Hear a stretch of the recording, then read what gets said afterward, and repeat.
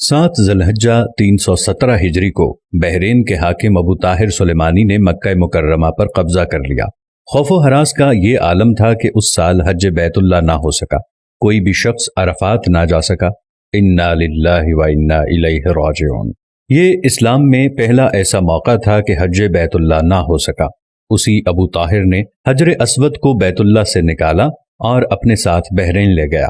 پھر بنو عباس کے خلیفہ مقتدر نے ابو طاہر سے معاہدہ کر کے فیصلہ کیا اور 3000 دینار دیا اور حجر اسود خانہ کعبہ کو واپس کیا گیا۔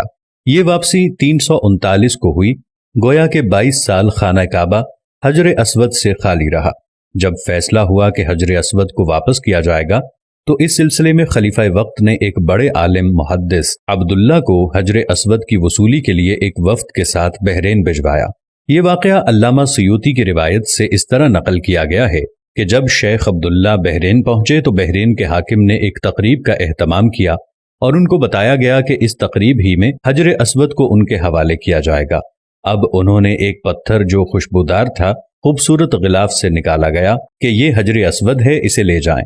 محدث عبداللہ نے فرمایا کہ نہیں، بلکہ حجر اسود میں 2 نشانیاں ہیں، اگر اس میں یہ نشانیاں پائی جائیں تو یہ حجر اسود ہوگا، ورنہ یہ حجر اسود نہیں ہے۔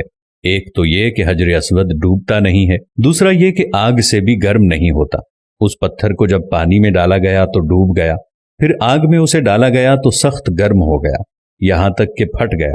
محدث عبداللہ نے فرمایا یہ ہمارا حجر اسود نہیں۔ پھر دوسرا پتھر لایا گیا، اس کے ساتھ بھی یہی عمل ہوا اور وہ پانی میں ڈوب گیا اور آگ پر گرم ہو گیا۔ فرمایا کہ ہم اصل حجر اسود ہی لیں گے۔ پھر اصل حجر اسود لایا گیا اور آگ میں ڈالا گیا تو ٹھنڈا نکلا، پھر پانی میں ڈالا گیا تو پھول کی طرح پانی میں تیرنے لگا۔ تو محدث عبداللہ نے فرمایا یہی ہمارا حجر اسود ہے اور یہی خانہ کعبہ کی زینت ہے اور یہی جنت والا پتھر ہے۔ اس وقت ابو طاہر نے تعجب کیا اور پوچھا کہ یہ باتیں آپ کو کہاں سے ملی ہیں؟ تو محدث عبداللہ نے فرمایا کہ یہ باتیں ہمیں جناب رسول اللہ صلی اللہ علیہ وسلم سے ملی ہیں کہ حجر اسود پانی میں ڈوبے گا نہیں اور آگ سے گرم نہیں ہوگا، کیونکہ یہ پتھر جنت سے لایا گیا ہے اور اس پتھر کی یہ خاص خصوصیات ہیں کہ نہ ہی یہ پانی میں ڈوبے گا اور نہ ہی یہ آگ سے گرم ہوگا۔